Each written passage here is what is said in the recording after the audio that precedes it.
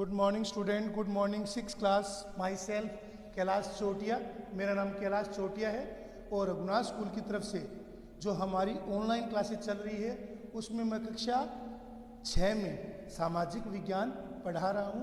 Raghunath school जो रत्नगिरी का सबसे बेस्ट स्कूल है, सबसे अच्छा स्कूल है, वहाँ से जो हमारी ऑनलाइन क्लासेस चल रही है उसमें मैं ऑनलाइन क्लासेस में अपनी सेवा दे रहा हूँ। हमारा जो तीसरा अध्याय है वो चल रहा है जिसका नाम आरंभिक नगर है। इस अध्याय में हमने अभी तक हड़प्पा मोहनजोदड़ो की खोज, वहाँ के नगरीय जीवन, नाले, सड़कें, इसके अलावा वहाँ के धातु विज्ञान, मणके, फेंस, सिंचाई, उद्योग, इनके बारे में, खेती, इनके बारे में पढ़ा है। आज हम हड़प्पा के नगरों में या नगरों के लिए जो गांवों में उत्पादन किया जाता था, जो किसान थे, जो श्रमिक थे, जो कारीगर थे, मजदूर थे, वो किस प्रकार हड़प्पा कालीन जो नगर थे उन नगरों में रहने वाले लोगों के लिए उत्पादन करते थे। तो हड़प्पा एक नगरीय सभ्यता थी। इसका मतलब यह नहीं है कि वहाँ पर गांव नहीं थे, गांव भी थे। गांव में किसान, मजदूर, श्रमिक थे जहाँ पर वो खेती करते थे। हल से खेती की जाती थी। उस समय की लकड़ी के हल तो नष्ट हो गए, लेकिन हल जैसे आकार के खिलौने जरूर मिले, जिससे पता चलता है कि लकड़ी का हल उस समय विकसित हो गया था जिससे खेती की जाती थी। खेती के अंतर्गत गेहूं, जौ, इसके अलावा चावल की अतिरिक्त दाल, मटर, तिल, धान, सरसों आदि उगाई जाती थी। तो सिंधु काल के अंतर्गत हमने देखा है कि उस समय खेती शुरू हो गई थी। नगर और नए शिल्प, हड़प्पा के नगरों में हमें ऐसी बहुत सी चीज़ें मिली है। पुरातत्ववादी और इतिहासकारों को अनेक ऐसी चीज़ें मिली हैं। इनमें अधिकतर पत्थर से, शंख से, तांबे से, कांसे से, इसके अलावा फेन से, सोने से, चांदी से जैसी धातुओं से बनी हुई चीज़ें हैं वो काफ़ी मिली है। इससे प्रतीत होता है कि हड़प्पा काल में जो धातु विज्ञान था वो अत्यंत विकसित था। धातु विज्ञान है वो अत्यंत उन्नत अवस्था में था, या धातु विज्ञान का विकास है वो हो गया था।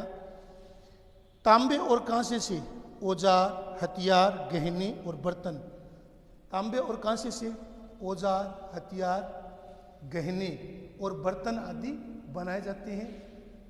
हमें सिंधु घाटी सभ्यता से कई मूर्तियां मिले जिसमें कांसे की नर्तकी की मूर्ति है वो प्रसिद्ध है।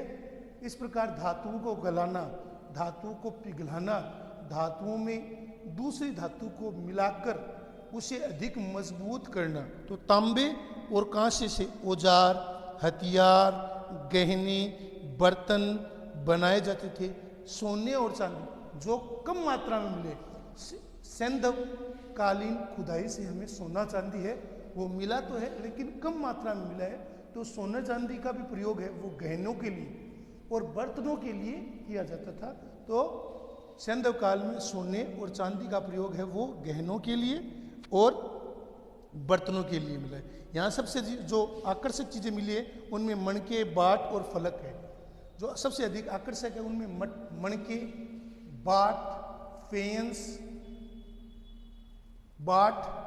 मणके, इसके अलावा फलक है वो भी आकर्षक है। बाट उस समय थे वो गणितीय प्रणाली पर आधारित थे। 0 से 1, 2, 2 से 4, 4 से 8, 8 से 16, 16 से 32, 64, 128, डैश डैश डैश, इसी के इकाई में वहाँ के बाट बने थे। बाटों का प्रयोग है वो, या बाट है वो चकमक पत्थर से या चमकदार पत्थर से, या जो उसके उस काल में जो प्रसिद्ध जो पत्थर होता था उससे वो बाट बने होते थे। बाट चौकोर होते थे, वर्गाकार होते थे और कटे हुए होते थे। हड़प्पा सभ्यता के लोग पत्थर की मोहरें भी बनाते थे। जो हड़प्पा कालीन जो मोहरें थी वो आयताकार, गोलाकार, वर्गाकार, कुछ मोहरों में हमें पशु पक्षियों, पत्तियों, किसी साधु, सन्यासी, नावों, पक्षियों, पेड़ों के चित्र मिले हैं, नावों के भी चित्र मिले। इससे पता चलता है कि सिंधु काल में जो लोथल था वो एक प्रसिद्ध गोदी था या बंदरगाह था, जहाँ से सैंधव काल में विदेशों के साथ है वो व्यापार भी किया जाता था। वो विदेशी व्यापार है वो उस काल में होता था। हड़प्पा के लोग पत्थर की मोहरें बनाते थे। इन आयताकार मोहरों पर सामान्यतः जानवरों के चित्र मिले हैं। हड़प्पा सभ्यता के लोग काले रंग से डिजाइन किए हुए खूबसूरत लाल मिट्टी के बर्तन बनाते थे। काले रंग से रंगे हुए जो बर्तन होते थे वो खूबसूरत लाल मिट्टी के बर्तन बनाया करते थे। लोग काले रंग से डिजाइन किए हुए लाल मिट्टी के बर्तन भी हड़प्पा काल में बनाए जाते थे। संभवतः 7000 से 8000 साल पहले हड़प्पा काल के लोगों ने खेती करना शुरू कर दिया था। मेहरगढ़ जो वर्तमान में पाकिस्तान से ईरान जाने वाला रास्ता है, उसके बोलन दर्रे पर या बोलन दर्रे पर मेहरगढ़ एक खुदाई से स्थल मिला है, जहाँ पर हमें कुछ शमशान, कुछ कब्रें, कुछ खेतों के जूते हुए अवशेष, इसके अलावा कपास, गेहूं, जौ, चावल की खेती के प्रमाण भी मिले हैं। तो मेहरगढ़ में आज से 7 से 8000 वर्ष पहले है वो उस काल में हड़प्पा के लोगों ने खेती करना शुरू कर दिया था। खेती है वो शुरू हुई थी।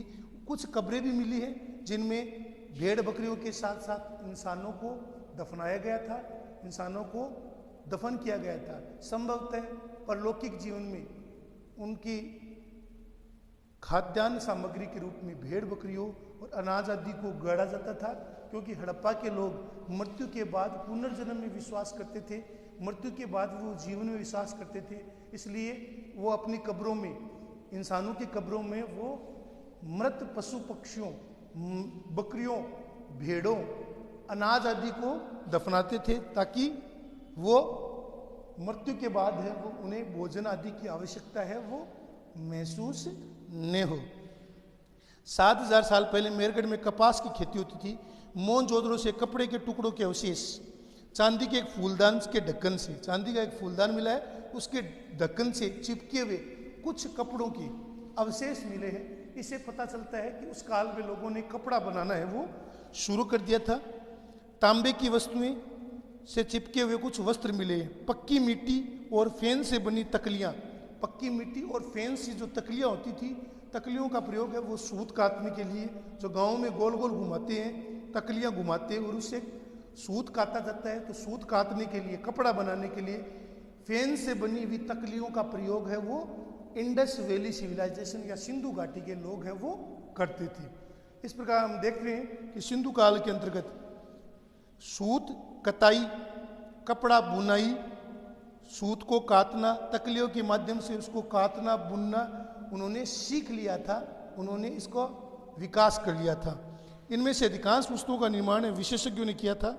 विशेषज्ञ उसे कहते हैं जिन्हें खास चीज बनाने का प्रशिक्षण है, जैसे पत्थर तराशना, मन के चमकाना, मोहरों को पिचकारी करना, मूर्ति का चेहरा आकर्षक बनाना। इसमें दाढ़ी इतनी अच्छी तरह दर्शाई गई थी कि किसी मूर्तिकार का काम हो सकता है, हर व्यक्ति विशेषज्ञ नहीं हो सकता था। उस काल में फेंस भी मिले। फेंस कृत्रिम रूप से तैयार किए जाते थे, जिन्हें बालू या स्फटिक पत्थरों को चूर्ण बनाकर, उसमें गोंद को मिलाकर, चूर्ण बनाकर उसको एकदम पतला महीन कर दिया जाता था और उसमें गोंद बनाया जाता था। गोंद मिलाकर फेंस के रूप में सामान बनाया जाता था। इसके अलावा उनके ऊपर कई नई अनेक वस्तुएं बनाई जाती थी। इसके अलावा उनके ऊपर चिकनी परत चढ़ाई जाती थी और इस चिकनी परत के ऊपर नीला या समुद्री रंग है वो भरा जाता था। जो फेंस है, फेंस से ज़्यादातर क्या बनते थे, मन के बनते थे, चूड़ियाँ बनती थी, बाले बनते थे और बर्तन बनाए जाते थे। तो फेंस से मन के, चूड़ियाँ, बाले, बर्तन आदि बनाए जाते थे। फेंस निर्माण कला सिंधु काल की एक अद्भुत देन है, जिसमें बालू या स्फटिक पत्थर का चूर्ण है वो उसे पीस कर उसमें गोंद मिलाया जाता था, उस पर पालिश की जाती थी और काली पालिश करके या अन्य पालिश करके उस पर परत चढ़ाई जाती थी और परत चढ़ाने के बाद इस चिकनी परत का रंग था वो नीले या हल्के समुद्री रंग का होता था। नीले या हल्के समुद्री रंग से उसे रंगा जाता था। फेन से मन के चूड़ियाँ, बाले, छोटे बर्तन है वो बनाए जाते थे। तो नगरों में रहने वाले के लिए भोजन कैसे था? सिंधव, आज जो हमारा टॉपिक है, सैंधव काल के लोग नगरों के अलावा गाँव में भी रहते थे। सैंधव काली जो सभ्यता थी वो नगरीय सभ्यता थी। इसका मतलब ये नहीं था कि वहाँ केवल नगर थे, बल्कि गांव भी थे। नगरों से जुड़े हुए गांव भी थे। गांव में खेती होती थी। ये लोग, गांव में रहने वाले लोग, वो अनाज उगाते थे और जानवर पालते थे। वो अनाज को उगाना और जानवरों को पालना सीख गए थे। बड़ी मात्रा में जानवरों को पालतू बनाया जाता था और इसके अलावा जानवर पाले जाते थे और अनाज उगाया जाता था। किसान और चरवाहे, शहरों में रहने वाले जो किसान और चरवाहे थे, वो शहरों में रहने वाले जो शासक थे, मूर्तिकार थे, कारीगर थे, दस्तकार थे, उनको सामान मुहैया कराते थे, उनको कच्चा माल मुहैया कराते थे, उनको अनाज आदि उपलब्ध कराते थे। तो शासकों को, लेखकों, दस्तकारों के खाने का सामान देते थे, क्योंकि ये किसान श्रमिक मजदूर है, वो खेतों में काम करते थे, अनाज उपजाते थे। जो शहरों में रहने वाले शासक वर्ग है, दस्तकार है, लेखक है, उनके लिए खाने का सामान है वो यही किसान है वो मुहैया कराते थे। यही किसान उन्हें सामान है, खाने का सामान है वो उपलब्ध करवाते थे। हड़प्पा के लोग गेहूं, जौ, दालें, मटर, तिल, धान, सरसों उगाते थे। सिंधु हड़प्पा काल के या सिंधु सभ्यता के लोग, जैसे मैंने आपको कहा था, मेरगढ़ की खुदाई से हमें कपास, गेहूं, जौ, धान या चावल की खेती के प्रारंभिक अवशेष मिले। इससे पता चलता है कि हड़प्पा के लोग हैं वो खेती उन्होंने शुरू कर दी थी आज से 8000 साल पहले। उस समय हल से खेती का प्रचलन हो गया था। लकड़ी के हल बनाए जाते थे जिसमें से गेहूं, जौ, मटर, सरसों, चावल आदि की खेती की जाती थी। सिंधु काल के लोग हैं वो खेती से धीरे धीरे परिचित हो गए थे। मेरगढ़ की खुदाई से हमें खेती के प्रारंभिक अवशेष भी मिले हैं। खेती है वो गेहूं, जौ, दालें, मटर, तिल, धान आदि सरसों के रूप में की जाती थी। जमीन की जुताई के लिए हल एक नई बात थी और हल का विकास हो गया था। हल के जो फलक थे वो लकड़ी के बने हुए थे। अधिकतर हल है वो नष्ट हो गए क्योंकि लकड़ी से बने हुए थे, लेकिन हमें हल जैसे सिंधु काल में बहुत से खिलौने मिले। इससे पता चलता है कि उस समय हल से खेती करना, हल से धान बोना, हल से धान उगाना है वो उस काल के लोगों ने सीख लिया था। हल से धान बोना उस समय सिंधु कालों के लोगों ने या सिंधु लोगों ने है वो सीख लिया था या उनका ज्ञान प्राप्त कर लिया था। वो पानी का संचय करते थे। सिंधु लोग थे वो पानी का उपयोग समझते थे, इसलिए सिंधु घाटी सभ्यता थी वो ज़्यादातर नदियों के किनारे बसी हुई थी। नदियों के किनारे पर सिंधु घाटी